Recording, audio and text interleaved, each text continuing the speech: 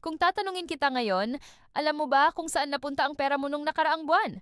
Most people will say, ay ewan, basta naubos na lang, nakaka-relate ka ba? Yung tipong pagdating ng sahod, ang saya.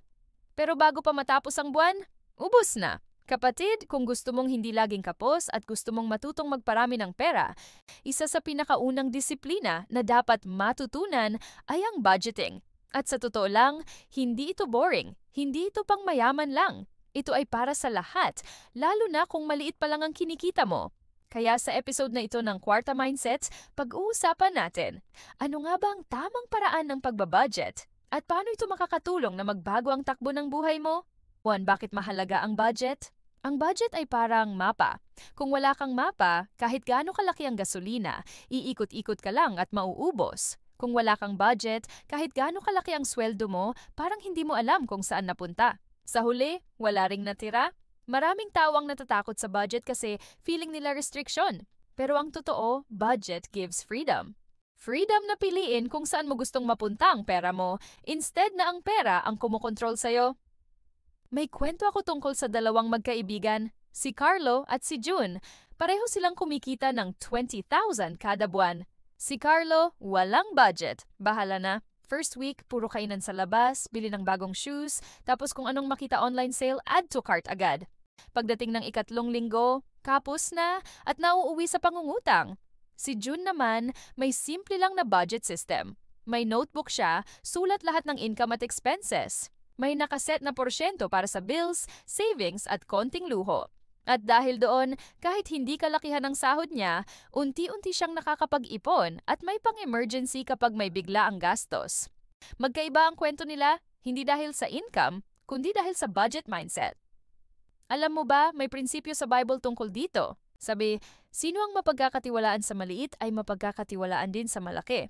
Ibig sabihin, kung marunong ka mag-handle ng maliit na pera, dadating ang panahon na mas malaking halaga ang ipagkakatiwala sa'yo. Kaya ang budget ay hindi lang financial tool, kundi spiritual discipline din. It shows God na kaya mong maging faithful steward sa kung anong meron ka ngayon. Hindi mo kailangang maging accountant para gumawa ng budget.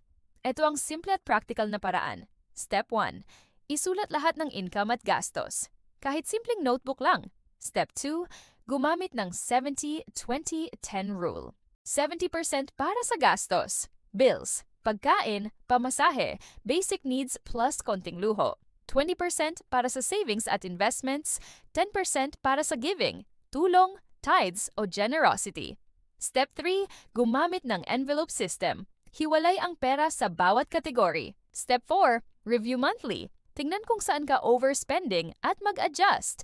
Kung maliit lang ang income, okay lang magsimula kahit 90-5-5. The point is, meron kang disiplina sa paghawak ng pera. Budgeting is not about depriving yourself, it's about delaying gratification para mas maging abundant ka in the future.